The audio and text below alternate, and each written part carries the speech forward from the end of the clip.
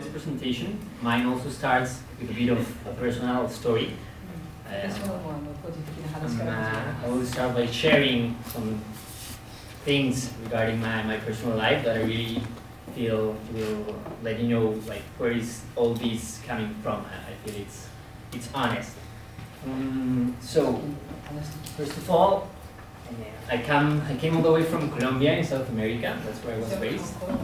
I was born in Barcelona, raised in Bogota, and for a long time in my life, since I was in the last years of my high school, I was really passionate mainly about two big things. On the one hand, it was music and arts, but mainly music.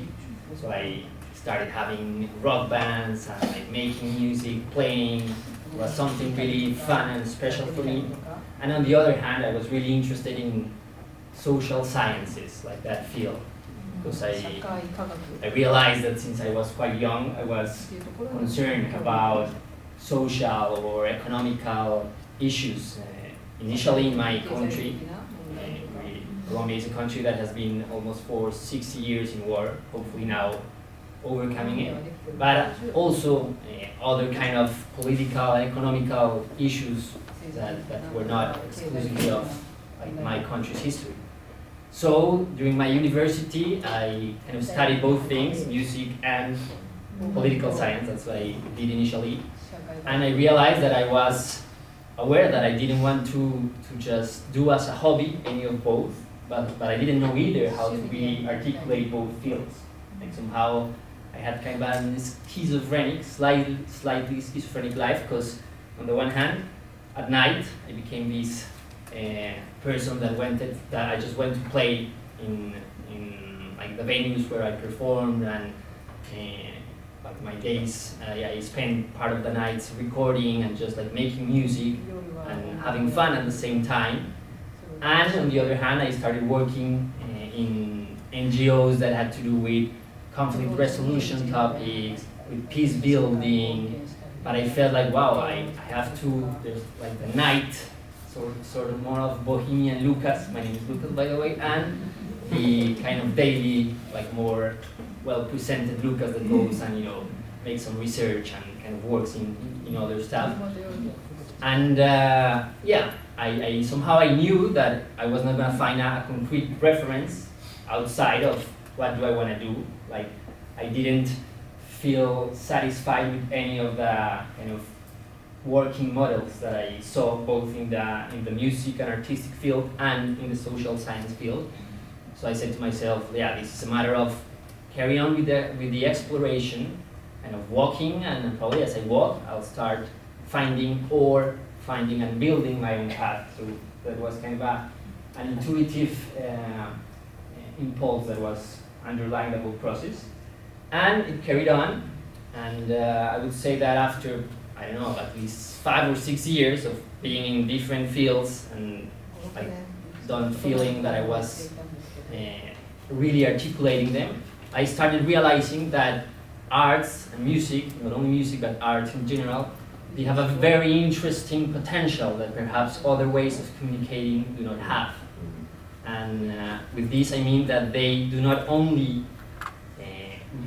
they do not only talk to our rational mind, and by rational I mean to the analytical, conceptual, logical abilities that we are kind of taught and that we are invited to develop in like traditional educational models, but that somehow they also allow us to connect and to communicate through perhaps more sensorial dimensions, more emotional and intuitive ways. So I said, wow, this is interesting, because perhaps many of my music colleagues, they were just into entertaining people and making a living out of it. That's not easy. So you have the music industry, and sometimes you kind of adapt in a way what you do to finding a living and making a living out of it, I mean. But I said like, yeah, while people are having fun, while they are enjoying an exhibition, while they are moving their body and feeling some music that they like, maybe they also have a very interesting disposition of receiving whatever is being told. So maybe that's also a way of telling of communicating contents that could be relevant, that do not stick just to giving arguments or giving numbers about topics. So I start an exploration in terms of what's the potential of other ways of communicating, like non-conventional, and by non-conventional here I mean ways that do not stay only on that, let's call it heady realm, but that they allow us to use our bodies to address more directly our emotions, our senses. And I started like that process of exploring how those other ways of communication can eventually have a stronger impact in inspiring people to engage in transformation processes.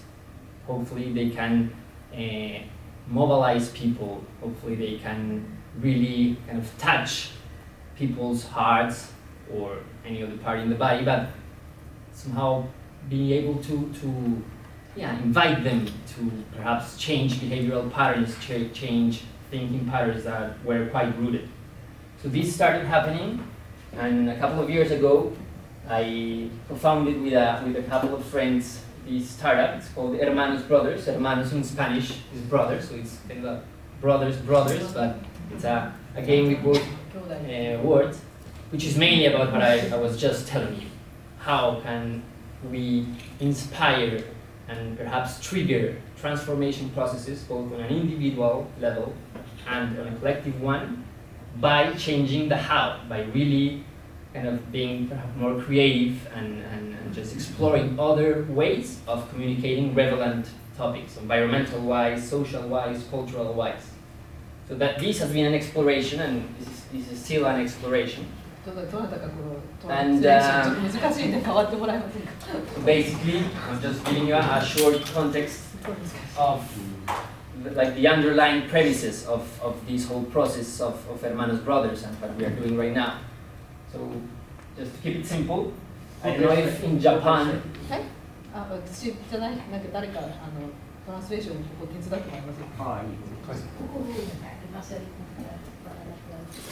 Okay.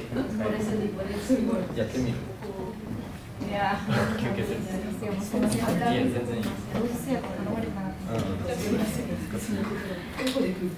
So yeah, in case I'm like talking too fast, please just feel free to tell me like, hey, calm down, slower. So the slide before this, I don't think was translated. So if you could just give me the main point of what you said. It was just the name of a startup I founded that's about fellowship. Before that. This one, you mean? Yeah. Okay, so the main point of that, like the first, a synthesis would be like I'm really interested in exploring other ways of communication コミュニケーションの違うあり方 that do not limit only to our logical, analytical, conceptual, and 普段 verbal 使ってる abilities. どっちかっていうと左脳の方のとても分析的でロジカルなそういう考え方ではないもの that allow us to connect and interact also through our senses, our bodies, our emotions. 自分の五感とか感情とかとちゃんとつながったそういうようなコミュニケーションのあり方を今模索している And that's because I am really confident about the potential that those other ways of communication have to trigger and inspire processes of transformation both on an individual and collective level. そしてそれらのコミュニケーションのプロセスがその個人とその大きな社会の中の変容をもたらすんじゃないかっていうところにとても可能性を感じています。Arigato. Okay. So I don't know if in Japan you have like the same kind of philosophical background that we get in like Western societies, but in school, for instance, it was very common to hear about like several philosophers as that were like milestones of modern thought, but we understand today as like modern thought. And maybe this guy resonates with you. His last name, this French guy called Descartes. デカルトっていう人がいますね。And this guy had this premise. この人の考え I think, therefore I am.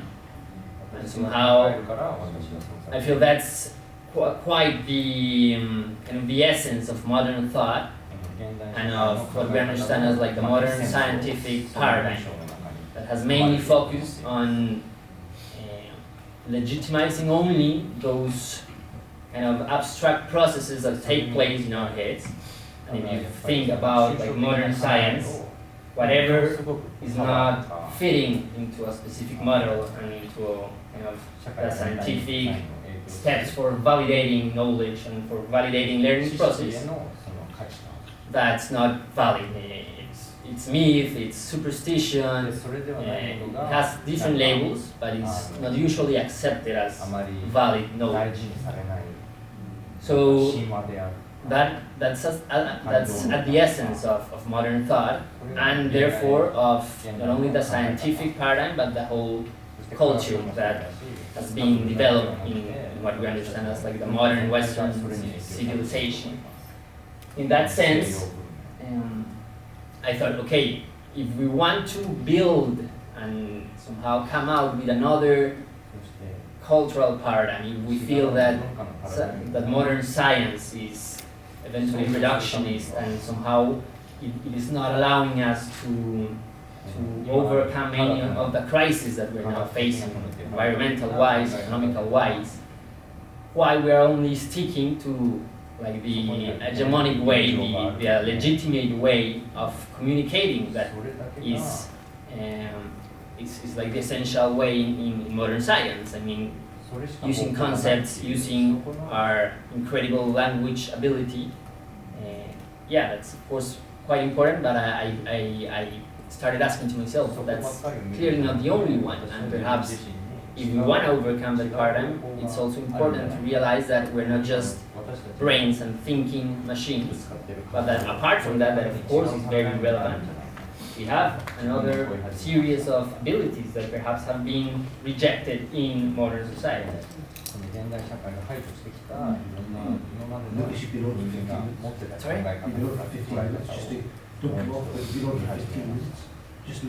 Yeah. So this is a nice quote of a guy that has been quite into environmental studies. He's a lawyer and scientist, which mainly, I'll give you just 1 minute to check it out, he's mainly kind of acknowledging that if we really want to create a change, perhaps it's not only scientists who are called to create this change. In this case, thinking about environmental crisis, because it's not only about discovering the causes of what's happening today environmental-wise, but to finding ways for engaging people, for creating cultural shifts, and somehow being able to mobilize people.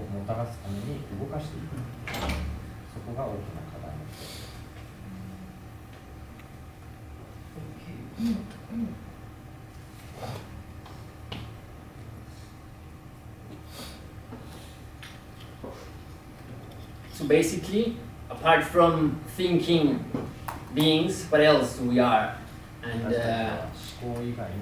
I realize that we are, of course, emotions. I mean, of course, this is also linked to our thinking abilities, but perhaps it's not usually associated with it. We have senses, we have intuitive abilities, and for instance, if you go to other communities that perhaps have not been very close to the whole Western modern paradigm, you see that indigenous communities in many places of the world, for instance, perhaps they have an intuitive sense way more developed because they use it very often. It's more functional for them than for the kind of system we live in.